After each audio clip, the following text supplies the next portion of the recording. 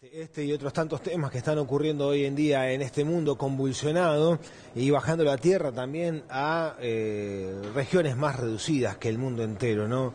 Claudio Fantini es el autor de este libro sumamente completo, de estricta actualidad, que nos propone repasar precisamente las grietas que el mundo se genera. Abadón, la desglobalización y los monstruos que se incuban en las grietas. Claudio, gracias por aceptar la invitación. No, por favor. Felicitaciones por este completísimo trabajo de un tema que, como decía, es de estricta actualidad, que se renueva día a día, que es de consulta permanente. Pero primero quiero consultar o que expliques por qué utilizás el término de grieta. La grieta, bueno, ¿qué sentido tiene en este trabajo y en lo que está ocurriendo en el mundo? Bueno, vos sabés que la idea de grieta apareció en la Argentina, la planteó el periodista Jorge Lanata para explicar lo que se había generado en los primeros años del segundo mandato kirchnerista, o sea, del primero de Cristina Kirchner. Hubo deliberadamente desde el poder político, o sea, desde el kirchnerismo gobernante, un trabajo para dividir la sociedad, generar una fractura, y en esa fractura, a través de aparatos de propaganda, a través de un vasto aparato periodístico que incluyó medios paraestatales y los medios del Estado, en esa fractura se inoculó odio político. Entonces el país quedó... Desde la clase política incitan al odio de la ciudadanía para con el que piensa distinto. Sí. Desde mi punto de vista y del de muchos en la Argentina, claramente el kirchnerismo fue el que produjo esa fractura a la que Lanata llamó grieta e inoculó odio político. Es una estrategia de manual, digamos, una vieja estrategia de la demagogia, los liderazgos demagógicos, yo los llamo mayoritaristas, los que apuestan a construir un poder autoritario, despótico, los autócratas, se inspiran siempre, directa o indirectamente, en Carl Schmitt, un filósofo, un pensador jurídico también de principios del siglo XX en Alemania. Carl Schmitt y su libro, que es un clásico en la ciencia política, se llama El concepto de lo político, es el que plantea la política en términos de amigo-enemigo. En Carl Schmitt y en su pensamiento político se inspira el nazismo. Hitler era schmittiano, el hitlerismo es schmittiano y siempre estuvo planteando un enemigo. Generar una fractura en la sociedad y construir sobre esa división en la que se inocula odio político el edificio del poder es una vieja estrategia de los demagogos y de los autócratas que en esta etapa de la historia estamos viviendo, yo diría a nivel global. Por cierto, es un problema de las democracias del mundo. Los países que no tienen democracia no engendran en las urnas liderazgos demagógicos, claro. Ya los tienen en el poder.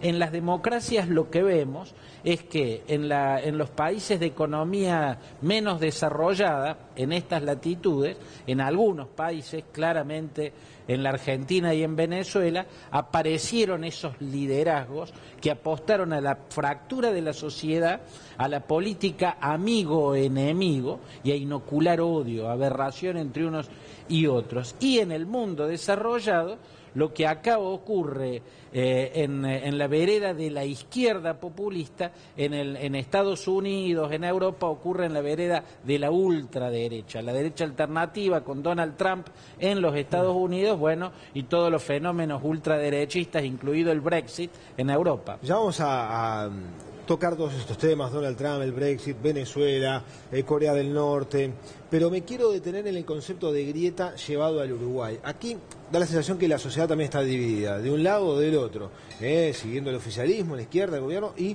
los opositores de distintos partidos en la vereda de enfrente. Pero tú me decías que, visto desde afuera, desde el balcón de la Argentina al Uruguay, sí, advertís una realidad diferente a lo que se vive en Argentina, ¿no? Aquí en nuestro país. Totalmente, Federico. Y es muy por ahí un país, una sociedad tiende a cierto ensimismamiento y tiende a sugestionarse.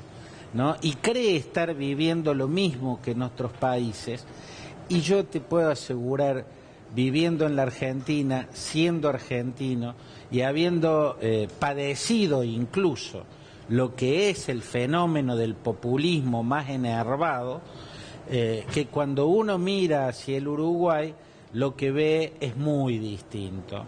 Yo siempre tuve, por la clase política uruguaya en general, una gran envidia. En rigor, desde la Argentina, la sociedad uruguaya es mirada con mucha admiración, se lo ve como un país con una cultura cívica, con un respeto entre unos y otros que en la Argentina no existe, y con una clase dirigente, tanto en la izquierda como en la derecha, absolutamente más responsable, más cuidadosa, no se inocula ese más odio. respetuosa, Claro, de las diferencias. En la Argentina no. A izquierda y derecha, porque lo que fomentó el kirchnerismo, luego en la derecha también se potenció.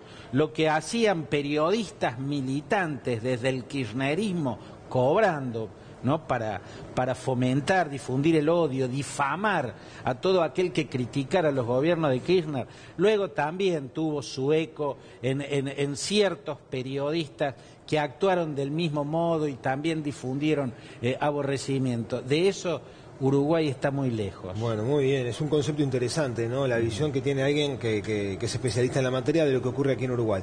Vayamos a casos puntuales. Tú definís el Brexit, ¿no? Ubicás al Brexit, lo que ocurrió en Inglaterra, como un ejemplo muy claro de estas grietas, y llamás como que fue un salto al vacío que dieron, ¿no? Los ingleses.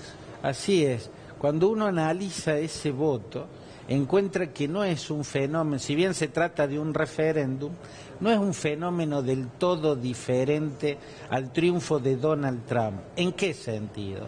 Primero hay que hacer un paréntesis y recordar que en el voto directo del ciudadano norteamericano, sí, Trump perdió por 3 millones de sufragios, sí, pero le alcanzó para, en el colegio electoral, a pesar de haber salido segundo, convertirse en presidente.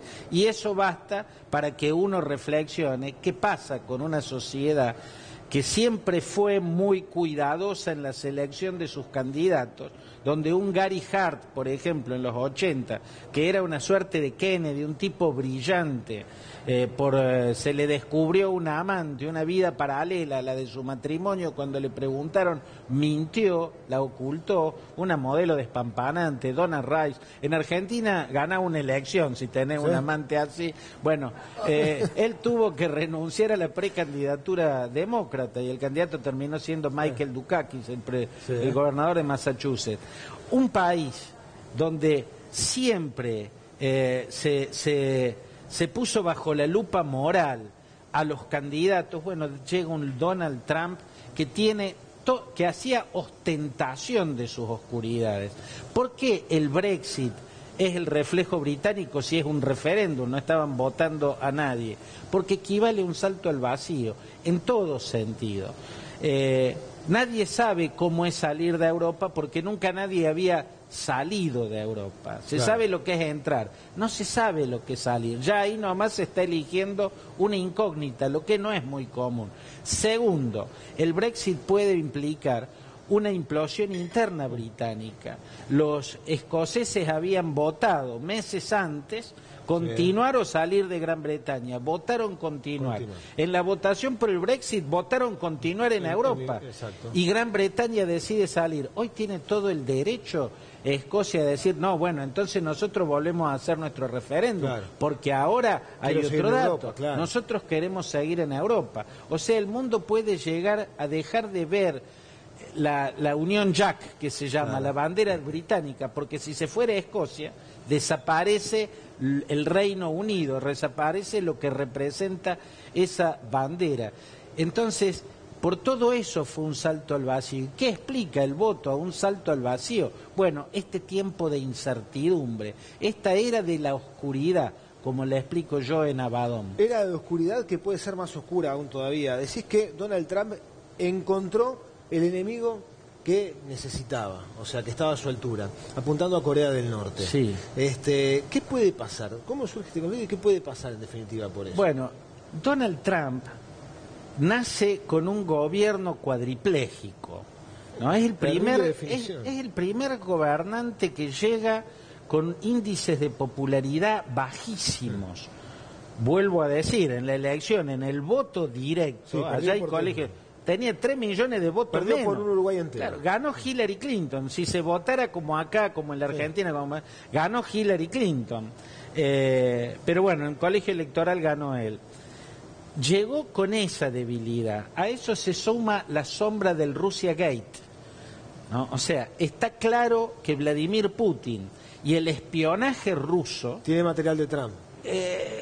Por un lado, esa es una posibilidad. Lo que es indudable, en el libro yo explico muy pormenorizadamente por qué es posible que Vladimir Putin lo tenga en la palma de su mano a Donald Trump, ¿no? Porque tendría videos de orgías de cuando estuvo en Rusia en el año 2013. Con prácticas hasta, si se sí, quiere, digamos... oscuras, sí. Sexualmente aberrantes, Sí. ¿no? Entonces, si no lo tuviera en sus manos, esto es una investigación muy pormenorizada de Christopher Steele, un ex agente del MI6, la inteligencia militar británica, que estuvo en la década de los 90 asignado a Rusia y que manejaba mucha información. De hecho, el agente del espionaje ruso que le dio esos videos y esa información, el 26 de diciembre apareció muerto en un estacionamiento de Moscú. Lo que es muy común en los enemigos de Vladimir Putin, aparecen muertos. Por eso dedica postales muy pormenorizadas del presidente ruso. El hecho es que Donald Trump puede ser, ellos lo llaman The Manchurian Candidate, por un libro que escribió Richard Condon en el año 58-59, en el cual la novela plantea de que llega a presidente de Estados Unidos un hombre que había tenido un lavado cerebral en un campo de concentración de Mao Zedong, ¿no? En la guerra de Corea, claro, precisamente, a principios de los 50. Entonces, pueden estar teniendo un presidente manchú, como le dicen ellos, o sea, un presidente que está en las manos nada menos que del archirrival de los Estados Unidos. Por eso yo vengo sosteniendo, y este libro lo explica, Donald Trump en algún momento va a necesitar generar tensiones en el mundo, a pesar de que él proponía lo contrario, decía que Estados Unidos no tenía que gastar en ser policía mundial, no tenía que meterse en la guerra de Siria, no tenía que meterse en nada. Ahora está tratando de crear conflictos y de involucrarse en conflictos, porque tiene un gobierno cuadripléjico. Claro. Ni siquiera logró que su partido le aprobara en el Congreso, su partido republicano, la reforma sanitaria, salud, ¿no? Que fue su promesa, sacar el Obamacare. Ni siquiera eso logró. Por eso bombardeó Siria, por eso está generando este pico de tensión con Corea del Norte. Pero ¿hasta dónde va el pico de tensión? ¿Hasta dónde va? ¿Va en ese cocoreo de un lado y del otro? ¿O puede derivar? Porque del otro lado hay un personaje también altísimamente peligroso. Muy peligroso. Entonces, ¿hasta dónde puede llegar esa provocación que se están generando? Bueno, yo creo que en principio él va a tener tensiones que necesita con Rusia, porque necesita demostrar que él no es un hombre que responde al Kremlin. Y necesita demostrar eso porque el Kremlin, porque Rusia lo ayudó a ser presidente. Rusia colaboró muchísimo en que perdiera Hillary Clinton y ganara Trump. Él tiene necesidad de esas tensiones. Esas tensiones pueden ser simuladas o reales.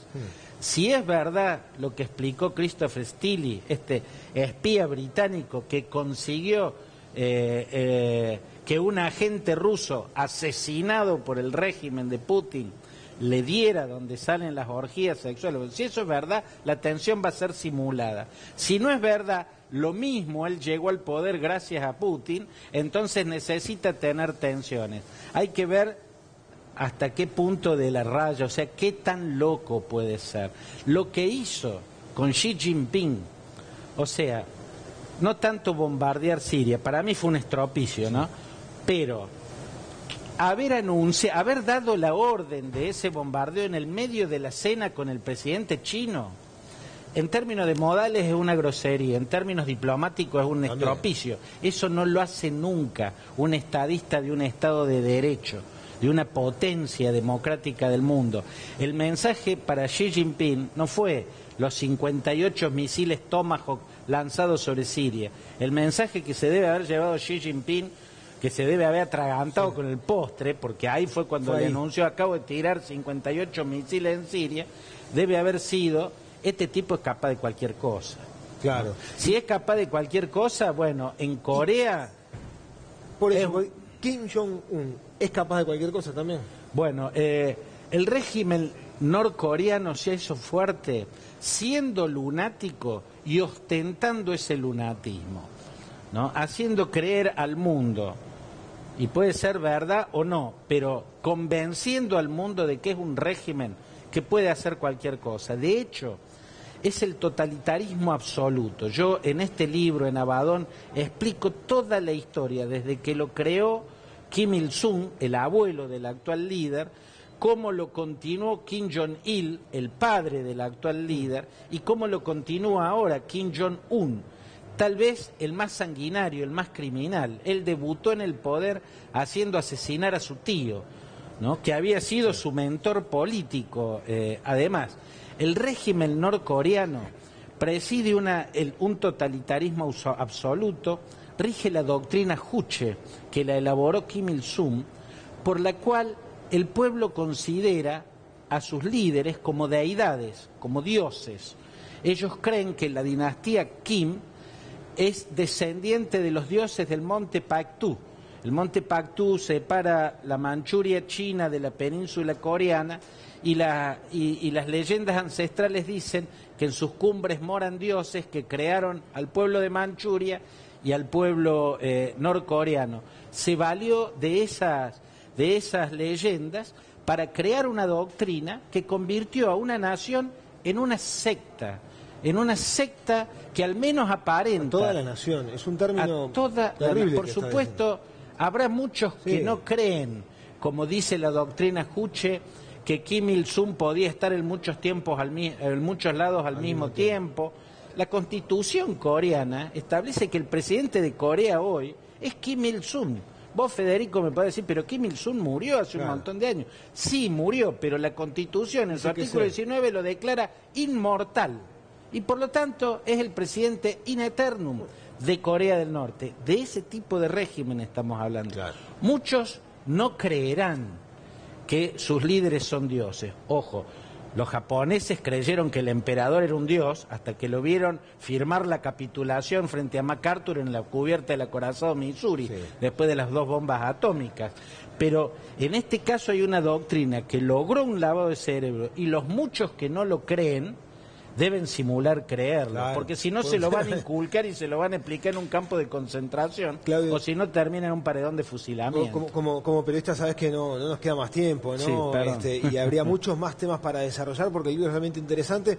Un detalle, está editado por Planeta, aquí en Uruguay, y tiene un prólogo específicamente dedicado a los lectores uruguayos, ¿no?, que me parece un diferencial interesante como para disfrutar de este material de estricta actualidad y que nos permite comprender un montón de cosas de las que ocurren en el mundo. 35 segundos, porque no tengo más, para explicarnos un poco la situación de Venezuela. ¿Es golpe, no es golpe? ¿Cómo termina, si es que termina el régimen de Maduro? En pocos segundos. Lo que hay en Venezuela es un proceso en etapas. Primero, el régimen hizo una vasectomía legislativa. La vasectomía a un hombre le permite seguir teniendo vida sexual, pero lo vuelve infértil. Allá el Congreso está abierto, pero las leyes que emite no rigen. Luego hizo una vasectomía electoral, ¿no? Elecciones puede haber cuando se le ocurra al régimen, pero los candidatos los proscribieron. Ahora el último fue Capriles, que está proscripto. Y ahora directamente ya va a la dictadura a rostro descubierto. También ese es uno de los capítulos centrales de Abaddon. Y si me permitís, Federico, el último segundo es para decir que mañana jueves a las 19 horas en el Club Español, junto a Raúl Ponce de León, este querido colega, vamos a estar presentando con entrada libre en el Club Español. Entonces 19 horas mañana Abaddon, este libro. Hay como para tomarse el tiempo y leerlo, porque es muy completo, una investigación sumamente profesional. Claudio, un gran gusto recibirte. Muchas gracias a vos, Federico. Podría seguir pero horas, porque hay muchos temas para abordar: espionaje, Snowden, todo eso está aquí, ¿no? Está bueno no seguir profundizándolo en esta charla para que la gente lo pueda descubrir en Abaddon. Muchísimas gracias. Gracias a vos.